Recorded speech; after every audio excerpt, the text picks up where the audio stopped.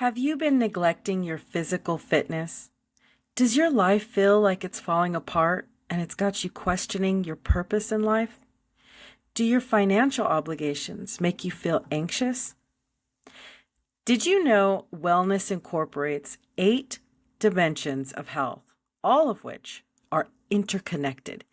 If you or someone you know are experiencing these challenges, you're going to want to stick around to learn more.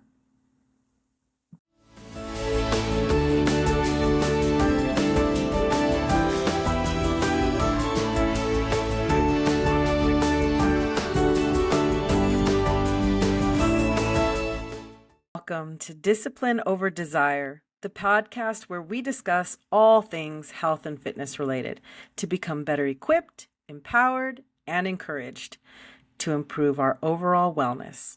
Hi, I'm your host, Candice, certified personal trainer and advocate for women to reach their health and fitness goals.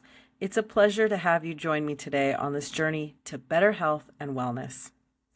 We can compare life to a crazy labyrinth. Around each corner could be something new that either helps or hinders our wellness. Today, I'll lay down the foundation for a better understanding of the different aspects of our health so we can improve upon it in preparation of whatever awaits us when we turn the next corner in life. I'm going to share with you what these 8 dimensions of your health are, and together, we'll work towards a healthy balance to improve our quality of life. So stay tuned to this exciting launch of the Structure of Well-Being series, where I'll introduce you briefly to the 8 dimensions of health. And next time, we'll go into a little more depth of one of those dimensions and charge up that hill to reach a higher status in our well-being. But wait, there's more. You don't want to miss out on the incredible giveaway that I'll be discussing at the end of the show, well-being, and not merely the absence of disease or infirmity. Okay, I'd like to share with y'all SAMHSA's description. For those not familiar with this agency, it's within the Department of Health and Human Services. They created the Wellness Initiative for us to help us with mental, drug, and alcohol disorders. SAMHSA stands for the Substance Abuse and Mental Health Services Administration, and I'm going to read off the dimensions they listed on their website.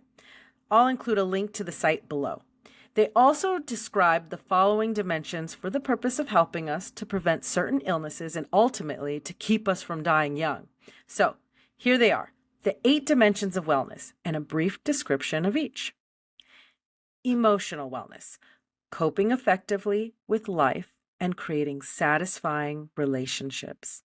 Financial wellness, satisfaction with current and future financial situations.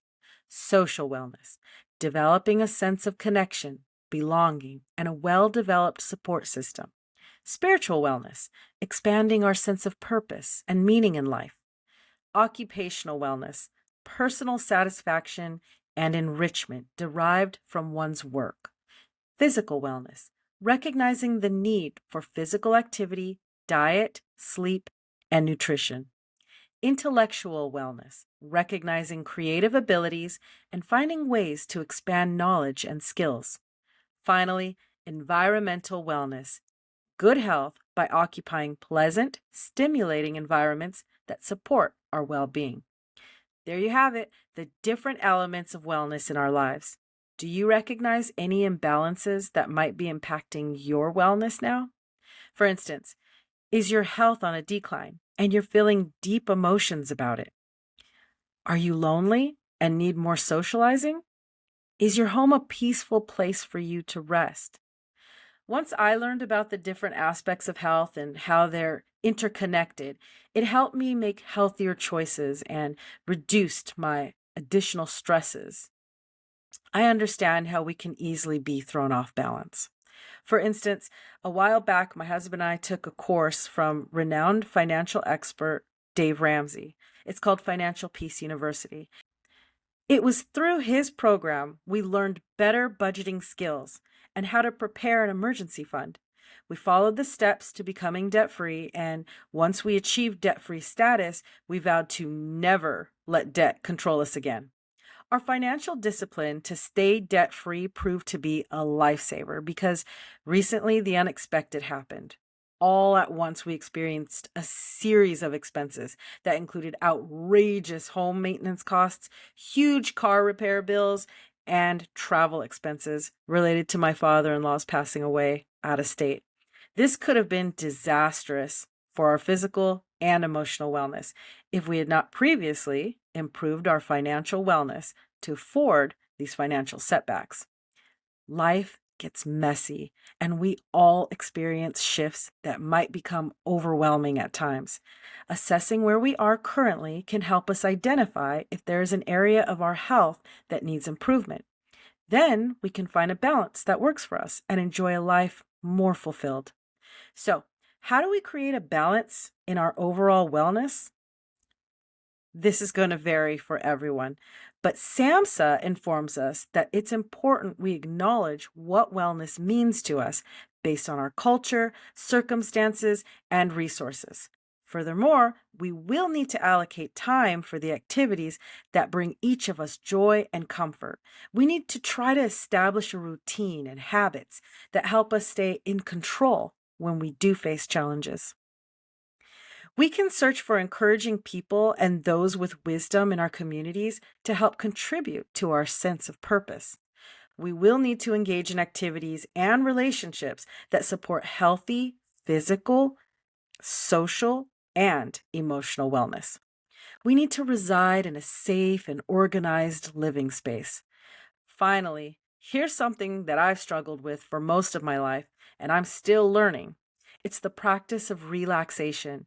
It has become so real to me that my mind, body, and soul needs that time to shut down because daily tasks can become so overwhelming that it's hard to shut the brain off at the end of the day for a good night's rest. So I learned to turn off anything that produces stimulation, such as the TV or using my smartphone before bedtime, so I can easily fall into a deep sleep. I went so far in seeking more ways to incorporate relaxation into my life that I purchased a hammock chair that I take to the park. I sit under the trees and I enjoy swinging while listening to the sounds of nature. Now that we've discussed the dimensions of wellness and I've shared some things that help create balance, I'd like to hear from you. What wellness practices have you found helpful in any of these dimensions of health? Please share your insights in the comment section below, and you just might inspire us to try something new. As we navigate the craziness of this maze we call life, remember that gaining a better understanding of these 8 dimensions of your wellness will lead you to achieving a healthy balance of each, and that means achieving your fitness goals. Today, we learned the definition of health, that the SAMHSA agency is a great resource for preventative health, and they provided us with a description of each of the 8 dimensions of our well-being and helped us to learn ways to create balance in our wellness. Join me next time, and we'll dive into one of these components of health to get a better understanding of how it can impact our well-being and learn ways to improve upon it, leading us to meeting our fitness goals. Now it's time I bribe you with my first giveaway. How does a 1-hour consultation, including personal training session with me sound?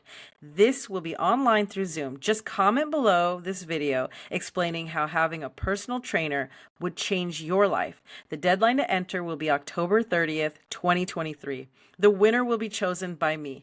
I'm looking for the person who I think would benefit the most from my training. Ready to transform your life with me as your personal trainer? Just send an email to disciplineodesire@gmail.com. Again, that's discipline, the letter O, desire@gmail.com. This is Candice signing off, reminding you that when life gets heavy, just roll with the weights.